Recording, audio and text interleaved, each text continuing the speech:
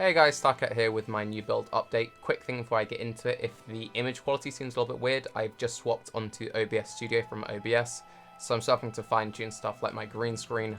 Bear with me, and if the sound or anything, leave stuff in the comments. So if you probably watched yesterday's video, you could see that I wasn't too happy with my Ellie Inquisitor Wonder. Basically the issue was leech, it was hard to sustain. To make it all work, I wanted to pick up the leech nodes in Duelist. To get the leech nodes in Duelist easily, you had to spend way too many points. It just felt kind of awkward. Now, basically I managed to fix that problem by going Pathfinder. And this is what that tree looks like. So this is what the CI Poison Pathfinder Wonder looks like, and it works. It works very, very well. There's one issue though. I don't like playing softcore, and I started playing this character. I re-rolled it in softcore. I was going through the leveling, and I basically came to the conclusion that I don't like the softcore mentality. I don't like how I play in softcore. This isn't for all players, but I found I was playing a lot more recklessly. I was making a lot more like stupid things, just like YOLO clicking, strong boxes, so on and so forth. And I found that whenever I did survive a scary or a sketchy situation, it just never felt as rewarding as when that situation would happen in hardcore.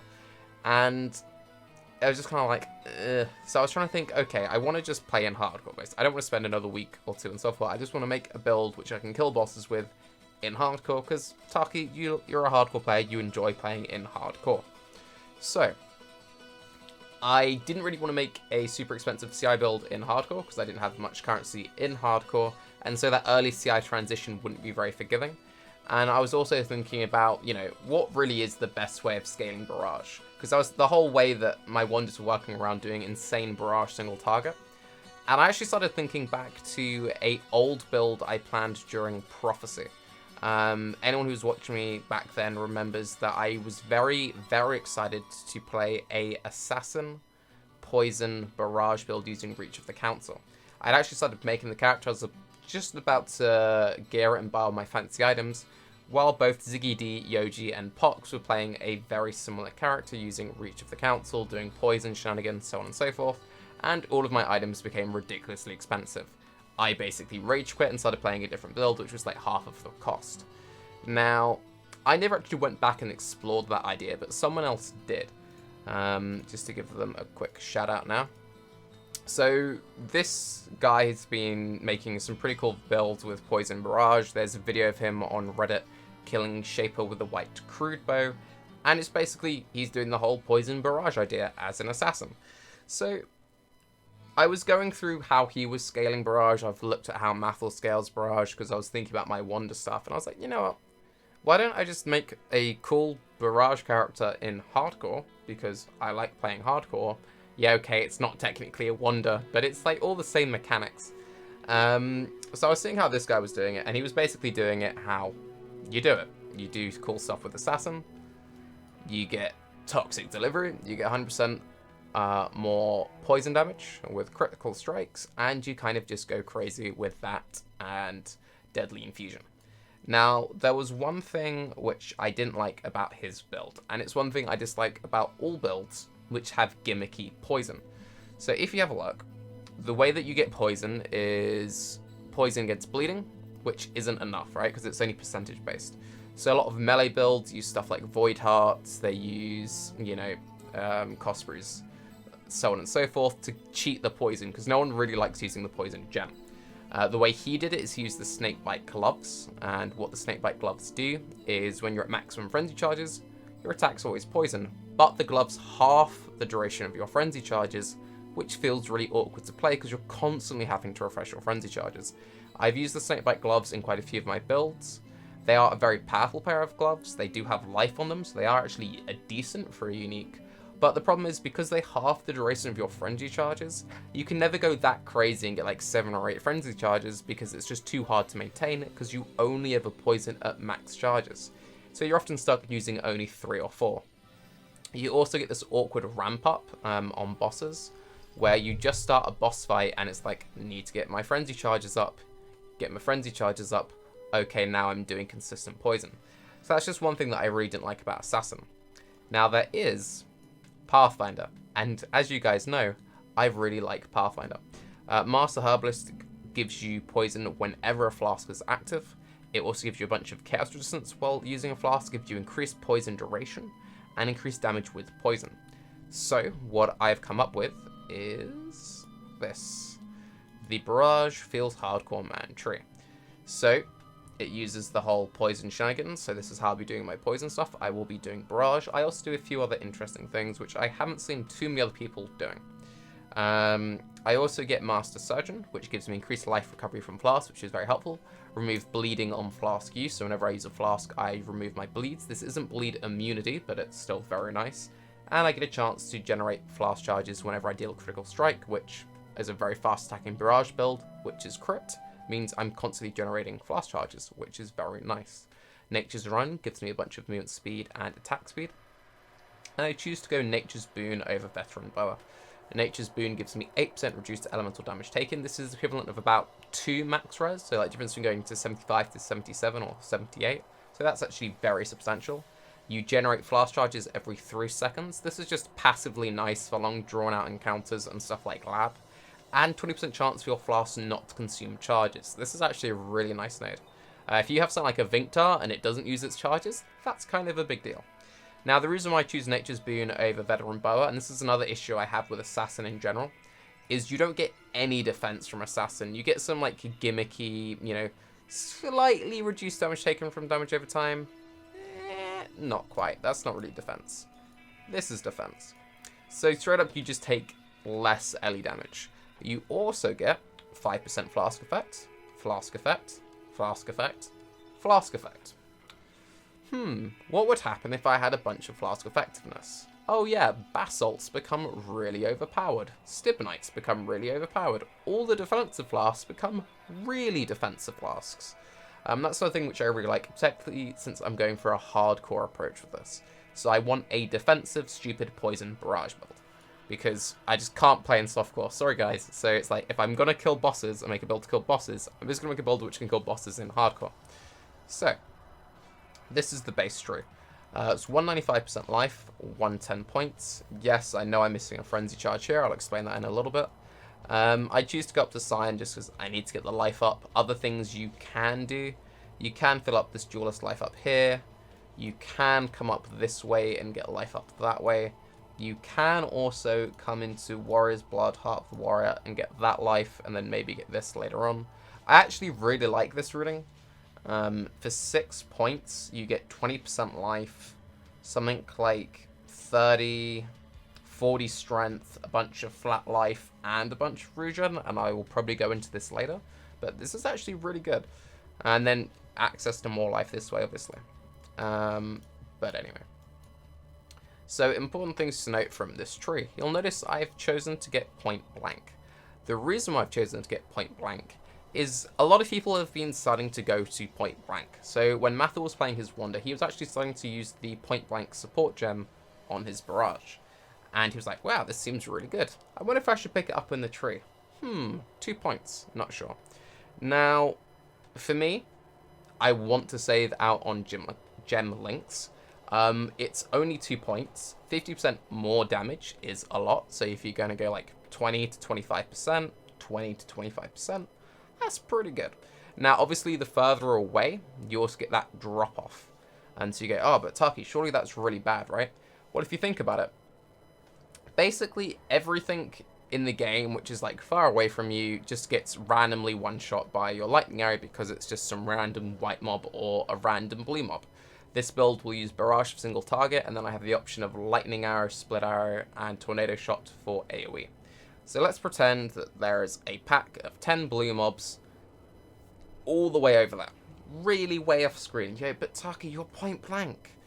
If you fire a LA into a pack of mobs, they will die because of AoE overlap, because LA is just a stupid busted skill. If you fire, like, 15 tornado shots, all piercing, bouncing everywhere, into a pack of mobs, 12 screens away, they will die. The stuff which doesn't instantly fall over are very tanky rares and bosses. You just float relatively near them, you don't need to be right faced, you just float somewhat near them, and they fall over. If I decide that I don't like it, I can spec out of it, but 50% more damage for 2 points is a lot of damage, so I want to test it out. I also choose to route down this bottom way rather than doing this way, because it gives me access to Graceful Assault if I decide that I want it, which is, you know, evasion, some attack damage, some evasion will have Onslaught, and a chance to generate Onslaught on kill. Kind of nice. I've never really played around with these nodes. If I'll get them, I don't know, but I have the option there. I get Leech, so I have Sustain. I have good amounts of crit. I choose to get Depth Perception. I originally didn't want to get Depth Perception. I was talking with a few people in my Discord, and they were like, no, dude, you really want accuracy. So we, you know, smoothed a few points around. We picked up Depth Perception. I now have some accuracy scaling. Originally, I was doing this, picking up Entropy. And I was like, oh, but dude, it's less points, and I get scaling.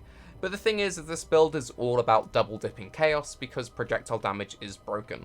While this is really nice, it only scales the back end of our damage, right? So this is only 10% on the back end. If you compare 10% on the back end to a 10% Proj node, this Proj node is way stronger. This scales all of our damage and our poison. This scales only our poison. Same with Entropy. It scales our poison, which is nice. It gives us some skill effect duration, which is nice, but it doesn't scale any of our initial. You'd much rather just fill in all of these nodes here. Also, the reason why I don't get Ballistic Mastery and the reason why I don't get all these physical and chaos nodes, a 10% Fizz, 10% chaos node is weaker than just a 10% projectile node.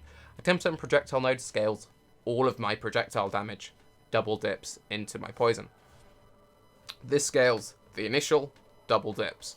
But let's say that I decide to do Veteran Boa for more damage. Suddenly I gain a bunch of random element. Let's say I've got a bunch of lightning damage on my rings. None of that gets scaled by the Fizz and the Chaos, where it does get scaled by this.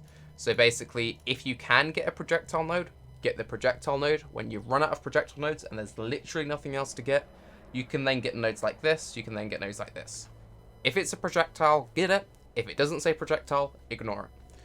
It's basically the rule. The reason I don't get this Frenzy Charge is I decided to get these two nodes, as I've just described at massive length about the power of just pure projectile damage. This is 4% more damage and some attack speed when I have maximum Frenzy Charges. This is always active. This also does give me the attack speed. Personal preference, which one you want to get first. I value life over anything else. I want a certain life threshold. I value jewels over a frenzy charge because jewels can give me life, they can give me projectile damage, they can give me resist, they can give me attack speed. They're not optional.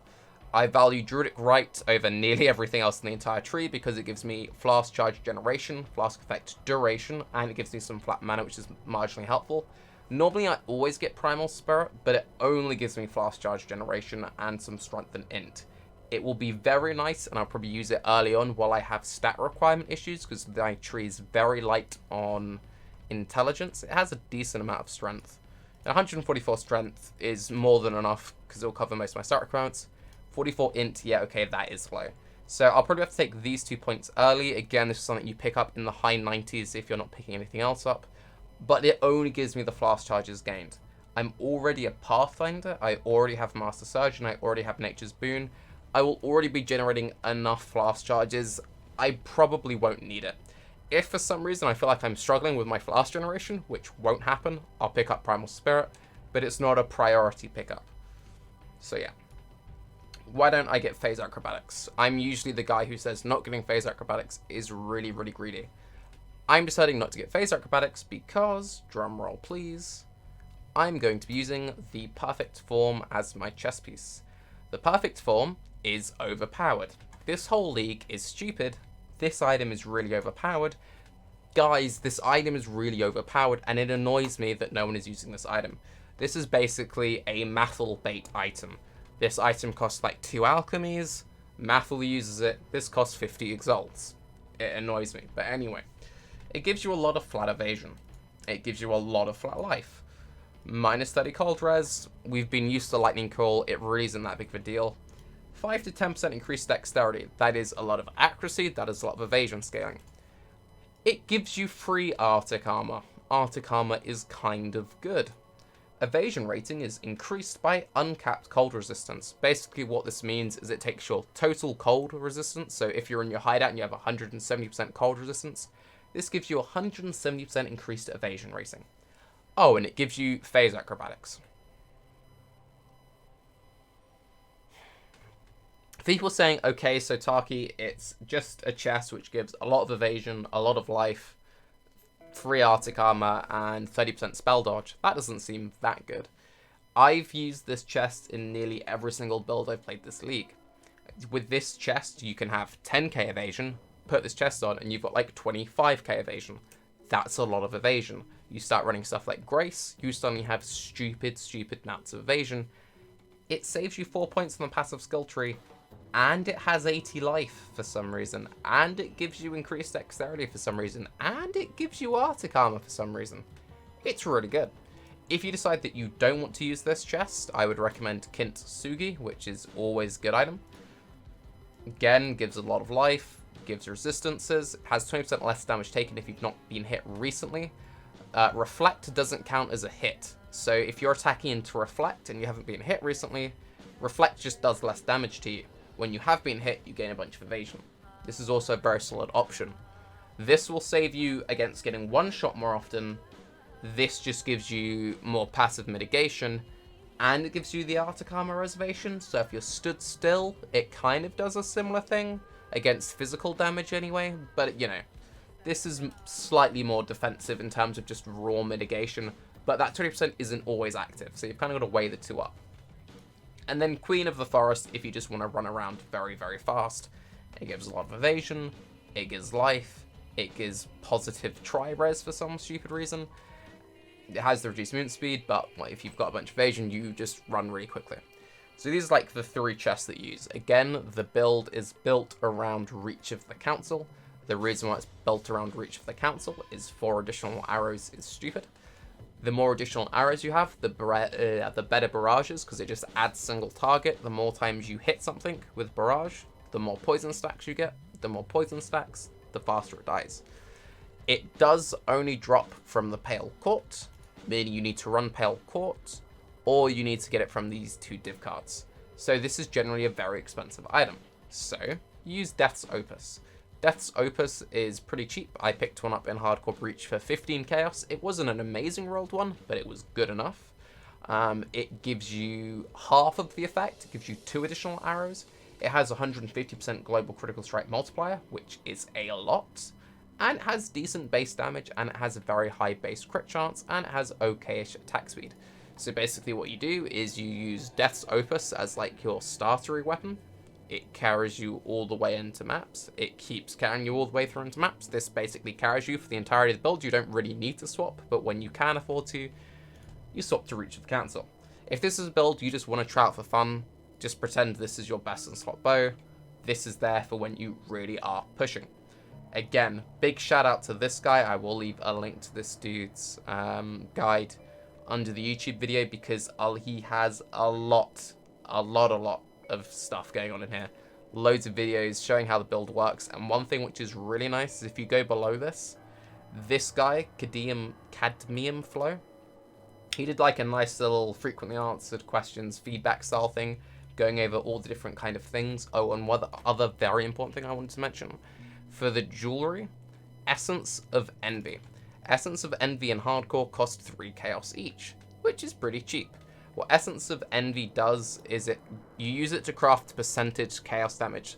So you see how this diamond ring has 23% increased chaos damage? I believe it goes up to like 30-something%. You buy a bunch of Essence of Envies, you get a bunch of good base jewelry. You throw it on the jewelry. In theory, it rolls, say, 20% increased chaos damage, life, open prefix, bunch of resists. You then get the Elrion Mastercraft, flat chaos damage, and then you just sit there going, ho, ho, ho, ho, ho, ho. Now, that's going to be a lot of spamming. You're going to have to be very lucky to do that, but that is what we're eventually aiming for. So if we have that on both rings and neck, that is a lot of flat chaos damage. That's a lot of percentage chaos damage. You try and get the resists where you can. You try and get flat accuracy where you can.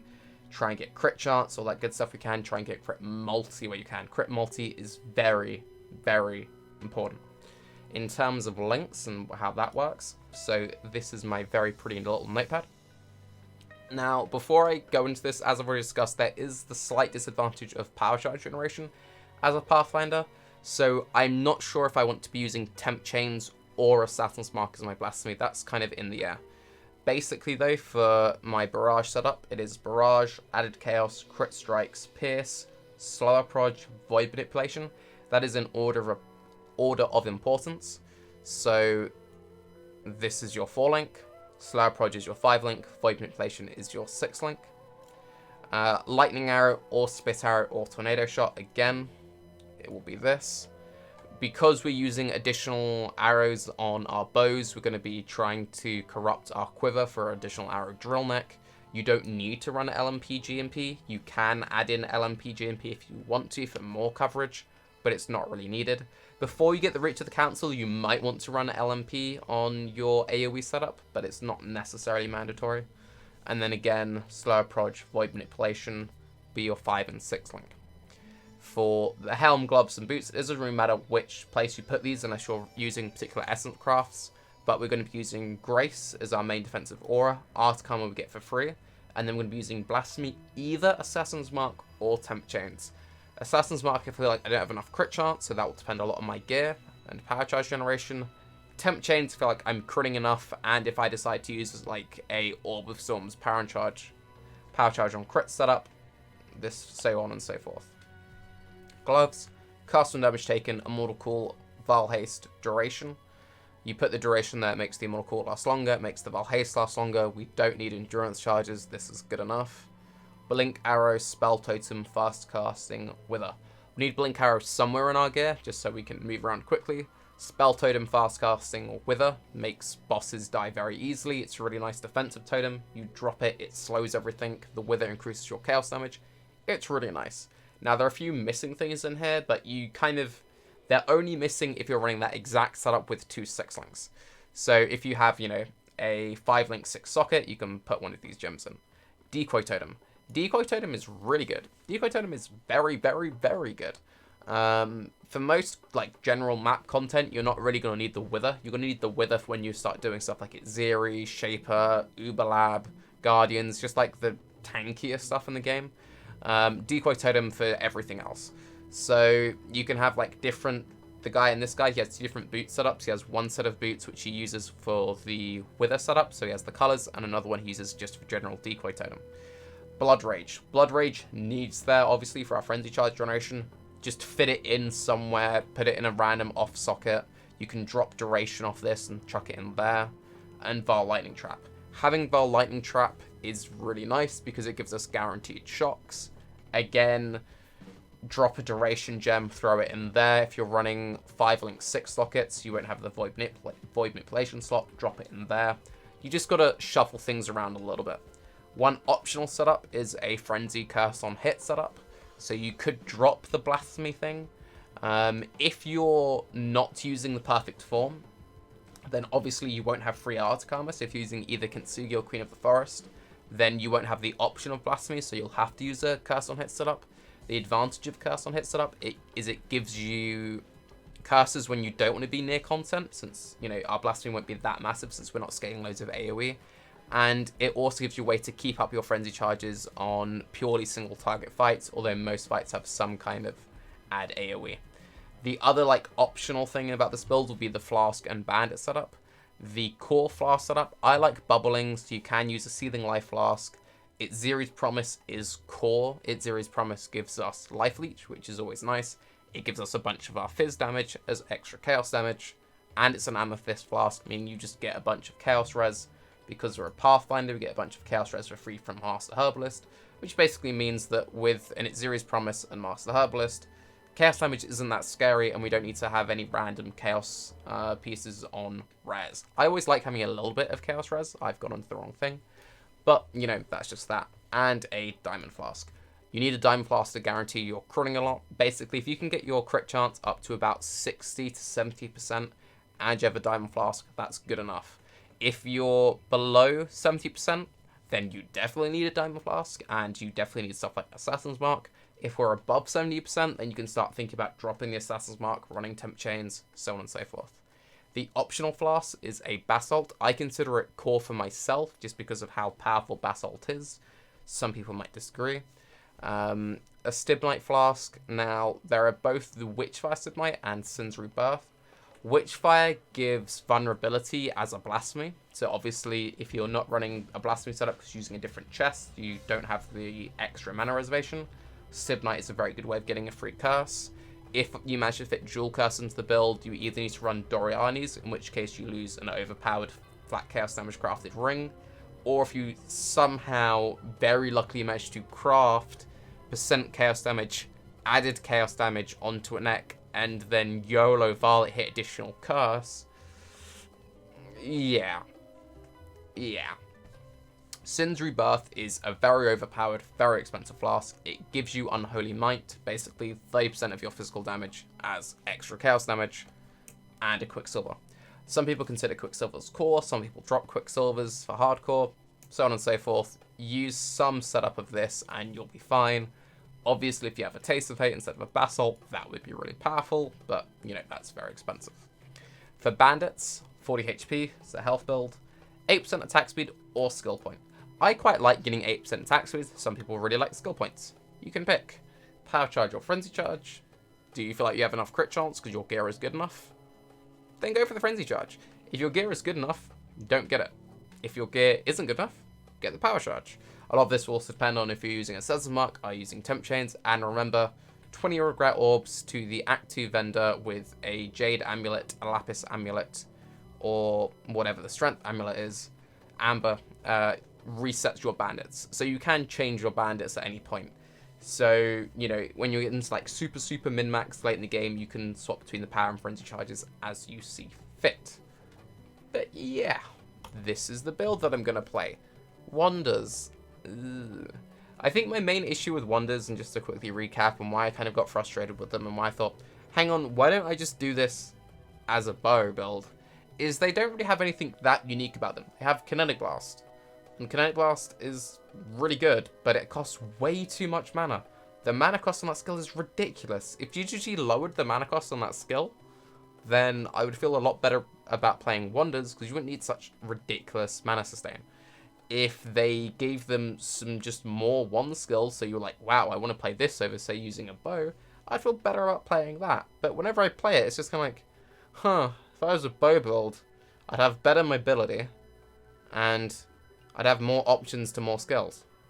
But yeah. Anyway, I probably won't make another video by Christmas, so happy holidays, everyone. And if you have any suggestions for this guide, leave them down below, and I will be back in hardcore. Feels good, man. Have a good day. Bye-bye.